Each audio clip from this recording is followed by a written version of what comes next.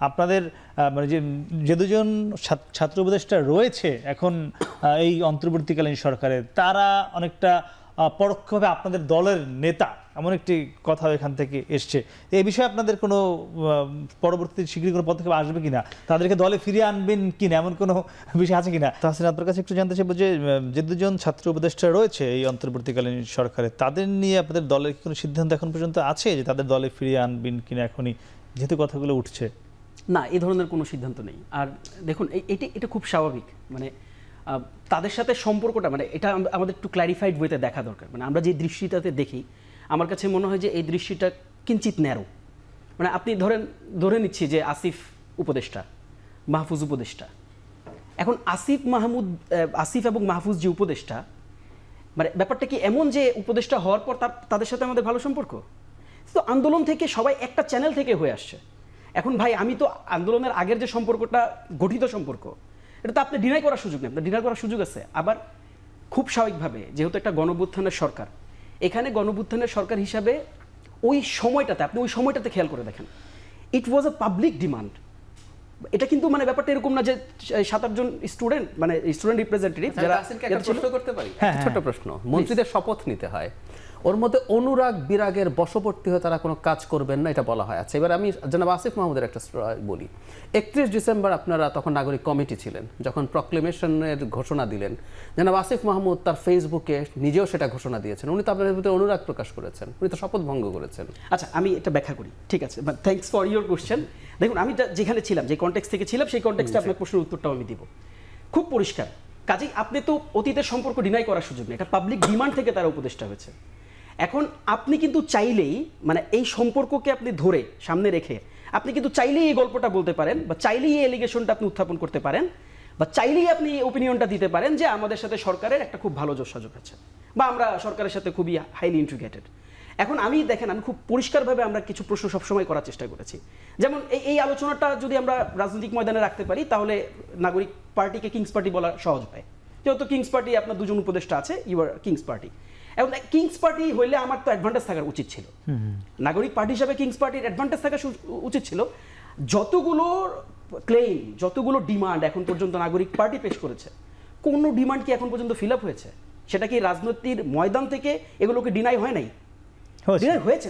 কাজেই আপনি, মানে আমরা এই ধরনের সমালোচনাকে আমরা ওয়েলকাম করি, কিন্তু মোটা দাগে এটা আসলে বলার সুযোগ নেই যে এই দুজন উপদেষ্টা মানে প্যানেলে আছে বলে আমরা মানে তাদের থেকে একটা অ্যাডভান্টেজ নিচ্ছি এবং ওই অ্যাডভান্টেজ নিয়ে আমরা আসলে ক্যারি ফরওয়ার্ড করছি। এটা আপনি বলতে পারেন, বাট বাস্তবতাটা আসলে এরকম না। আরেকটা ব্যাপার আমি একটু ডিফারেন্ট আরেকটা অ্যাঙ্গেল থেকে আমি বলি, যেমনটা প্রশ্ন জায়েদ ভাই করেছেন আর কি। দেখেন, ওই যে প্রোক্লেমেশনের যে পার্টটা, প্রোক্লেমেশন কিন্তু দেখেন, এটা কিন্তু বিপ্লবের প্রোক্লেমেশন। আসিফ মাহমুদকে আপনি বিপ্লব থেকে আলাদা করার সুযোগ নাই। তো আসিফ মাহমুদ কি আপনি বিপ্লব থেকে আলাদা করতে পারবেন? সুযোগ নেই। এখন আসিফ মাহমুদ এই প্রোক্লেমেশনকে ভেডিং করেছে ফেসবুক স্ট্যাটাস দিয়ে। এই প্রোক্লেমেশন, তার সাথে তো তার এই এত বড় আন্দোলনের আবেগ জড়িত, তার সাথে তো এই এতগুলো আন্দোলনের সেই মানে দীর্ঘ রাত জাগার যে কষ্ট, শ্রম দেওয়ার যে কষ্ট, রক্ত মানুষের ক্ষতবিক্ষত দেহেও দেখার যে কষ্ট, সেটা জড়িত। সেটা কি আপনি প্রোক্লেমেশনের পারপাস কি ছিল? এই বিপ্লবকে সিকিউর করা। প্রোক্লেমেশনের পারপাস কি ছিল? প্রোক্লেমেশনের পারপাস ছিল আপনি এই বিপ্লবের শহীদদেরকে আনুষ্ঠানিক স্বীকৃতি প্রদান করবেন। এই প্রোক্লেমেশনের পারপাস ছিল যে আহতরা আছে, আপনি এই আহতদেরকে রিকগনাইজ করবেন। প্রোক্লেমেশনের পারপাস ছিল আপনি যেই গণঅভ্যুত্থানের মধ্য দিয়ে এই পর্যায়ে এসেছেন, যেই গণঅভ্যুত্থানের স্বপ্ন ছিল, স্পিরিট ছিল, এই স্পিরিটকে আপনি আরো বেশি অ্যাপ্রেস করবেন, এই স্পিরিটকে আপনি আরো বেশি সামনে রাখবেন।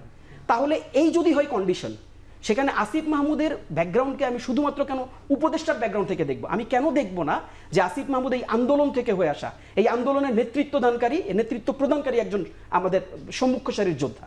কাজেই আসিফ মাহমুদ যদি তার পজিশন থেকে, আসিফ মাহমুদ, মানে আমরা কিন্তু সিচুয়েশন বুঝতে হবে, আপনি কিন্তু কোনো স্টেবল সিচুয়েশনে নাই। আপনি তো কোনো স্টেবল সিচুয়েশন, আমরা যদি দেখতাম যে এটা মানুষের ভোটে নির্বাচিত কোনো একটা সদস্য গোষ্ঠী, বা তারা মেম্বার অফ দি পার্লামেন্ট, বা তারা মন্ত্রী পরিষদের সদস্য, এবং তাদেরকে খুব রয়ে শোয়ে দলের বাহিরে, দলের আমেজ ইমেজ, দলের ইমোশন থেকে বাইরে থেকে সবসময় একটা অ্যাক্ট প্লে করতে হবে, ব্যাপারটা তো এরকম না। আসলে আমাদের বিপ্লবটা তো এখনো তাজা, কয়দিন পরের গল্প ছিল প্রোক্লেমেশনের। কাজেই মানে আমি তার দৃষ্টিভঙ্গিকে আমি সম্মান করি, দৃষ্টিভঙ্গিটা ব্যক্তিগত দৃষ্টিভঙ্গি, কিন্তু আমরা এটাকে ভিন্ন দৃষ্টিতে দেখি। না যাই হোক, একই সঙ্গে আমার একটু মানে বললো একই সঙ্গে একটা বিষয় হচ্ছে মানে বিএনপি জামাত তাদের কাছ থেকে তো মানে পরামর্শ নেওয়া হয়েছিল যখন এই উপদেষ্টা পরিষদ করা হয় দুটো ব্যাপার না, মানে তাহলে সেটি কি আপনি বিএনপি জামাত আপনারা কেন বলছেন না, শুধু আসিফ শুধু দুটো ব্যাপার, মাহফুজ? আমি প্রথমে এই প্রক্লেমেশনের ব্যাপারটা একটু বলি। সেটা হচ্ছে সরকার মুহূর্তে জানিয়েছিল যে এটা সরকারকে কোনো ইনভলভমেন্ট নেই সরকারের। একটা জিনিস কি, ওরা খুবই তরুণ, খুবই আবেগ, আসিফ মাহমুদও খুবই তরুণ মানুষ, একদম আবেগের কারণে আজকে গণঅভ্যুত্থানটা হয়েছে, আবেগ না থাকলে হতো না। একটা কথা খুব জরুরি, খুব জরুরি, মানে যারা বিরোধী তারা কিন্তু আবেগ নিয়ে দেখতে পারেনি, 15-16 বছর তরুণরা পেরেছে। না, আমাদের স্টেটও একটু বোঝাবুঝির দরকার আছে দিনের শেষে। কারণ এই আবেগ দিয়ে ধরলাম আমরা হাসনাত আব্দুল্লাহ খুবই আবেগপ্রবণ হয়ে গেলেন, আমাকে কেন এটা বললো, দিয়ে দিলাম একটা স্ট্যাটাস। আমরা কিন্তু আমি এটা বলছি, হাসনাতের যে দৃশ্যটা খেয়াল করে দেখেন, আমি একটু ছোট্ট করে ইন্টারফেয়ার করি, মানে উইথ ডিউ রেসপেক্ট। দেখেন হাসনাত আব্দুল্লাহর ঘটনা কিন্তু আবার ডিফারেন্ট আই থেকে দেখা হয়েছে। আপনি খেয়াল করে দেখেন, হাসনাত আব্দুল্লাহ স্ট্যাটাস দেওয়ার পর আপনি পার্টির টপ অর্ডারকে কি শেয়ার দিতে দেখছেন? সেটা তার মানে হাসনাত আব্দুল্লাহর বক্তব্যকে কি প্রত্যাখ্যান করা হয়েছে? আবার ব্যাপারটা কি এরকম যে মানে হাসনাত আব্দুল্লাহর বক্তব্যটা শেয়ার করার মাধ্যমে এটাকে অ্যাকসেপ্ট করে নেওয়া হয়তো? এটা হচ্ছে ধৈর্যশীলতার পরিচয়, এটা হচ্ছে আপনার পার্টি। আমি যেটা বলছিলাম মানে একটু জাস্ট বলে নেই, হাসনাত আব্দুল্লাহর যে পজিশন দেখেন, এই পজিশনটাকে কিন্তু আমরা মানে খুব মানে আবেগ ইমোশন দিয়ে ডিল করি। কারণ ওই যে যেটা বললাম, টাইমিং ম্যাটার্স। আমরা ওই সময়টা প্রোক্লেমেশনটা জনদাবি ছিল, প্রোক্লেমেশনটা একটা সাধারণ মানুষের একেবারে আক্ষেপ প্রত্যাশার জায়গা থেকে কিন্তু এটা একটা ডিমান্ড ছিল। কাজে ওই সময়টাকে আমি একটু ভিন্ন চোখেই দেখি। তাতে কোনো সমস্যা ছিল না। আমি যে কথাটা বলছিলাম, আপনার বয়স কত, আপনি কতটা তরুণ, আপনি যখন আপনি একজন মন্ত্রী ফর গড সেক, তাই না? আপনি একটা ক্যাবিনেটে আছেন, বুঝতে হবে সরকারের দিক থেকে বলেছে এই প্রক্লেমেশনের সাথে সরকারের কোনো ইনভলভমেন্ট নেই। তাতে যেটা ঝামেলা হলো, অ্যালাইনমেন্ট দেখা গেল। আমি আরেকটা উদাহরণ দিই। যারা মির্জা ফখরুল বলেছেন ছাত্র উপদেষ্টারা যদি দায়িত্বে থাকে নিরপেক্ষতা হারানোর ঝুঁকি আছে। এর জবাবে জনাব নাহিদ ইসলাম একটা বিরাট ফেসবুক স্ট্যাটাস দিয়েছিলেন, অনেক কিছু লিখেছেন। আচ্ছা, আমি মনে করি ঠিক হয়নি, কিন্তু এটা উনি পারেন, কারণ ওনাদেরকে যেহেতু ইন্ডিকেট করেছে এবং উনি যেহেতু সরকার, উনি দিয়েছেন। জনাব হাসনাতেরটা আপনারা শেয়ার করেন নাই কেন জানেন? এটা খুব রিস্কি হয়ে যায়। মির্জা ফখরুলকে যা তা বলেছেন সেটা কিন্তু ওনারা সবাই প্রায় শেয়ার করেছেন। আমি খুঁজে খুঁজে দেখেছি, জনাব সার্জিসের মন্তব্য আমার মনে আছে, শেয়ারে উনি কি লিখেছেন, ডাক্তারি প্রেসক্রিপশন দিয়েছেন, দিনে 3 বার করে 7 দিনে স্ট্যাটাস পড়বেন, জনাব সার্জিস লিখেছেন। তো সেখানে তো সবই শেয়ার করেছেন, সেটাই তো সমস্যা হয় না। এবং আমরা বারবার বলছি কি, সেটা তো ইস্যু নাই। সরকারের একজন উপদেষ্টা জনাব নাহিদ ইসলাম, নাগরিক কমিটি এবং বৈষম্য বিরোধী ছাত্র আন্দোলন ছিল, তারা কেন এগুলো গণহারে শেয়ার করছেন? এজন্য আমরা বলছি সরকারের সাথে তাদের সাথে ওভারল্যাপিং আছে। আর আরেকটা প্রশ্ন আমাকে একটু জবাব দিতে হবে, তাহসিন জবাব দেবেন আশা করি। ধরেন 3 জন উপদেষ্টা বললেন আমরা বিএনপিতে জয়েন করার সিদ্ধান্ত নিয়েছি, বা সম্ভাবনা খুব বেশি, আমরা সরকারে আছি আপাতত, যখন বিএনপিতে যাব তখন আমরা রিজাইন করে যাব। খেয়াল করেন, আমরা কি অ্যাকসেপ্ট করবো এটা? বা জামায়াতের 2 জন, আমরা জামায়াতে জয়েন করার প্রায় সিদ্ধান্ত আছে, তবে আমরা এখনই যাচ্ছি না, যখন যাব রিজাইন করে যাব, উইল ইউ অ্যাকসেপ্ট ইট?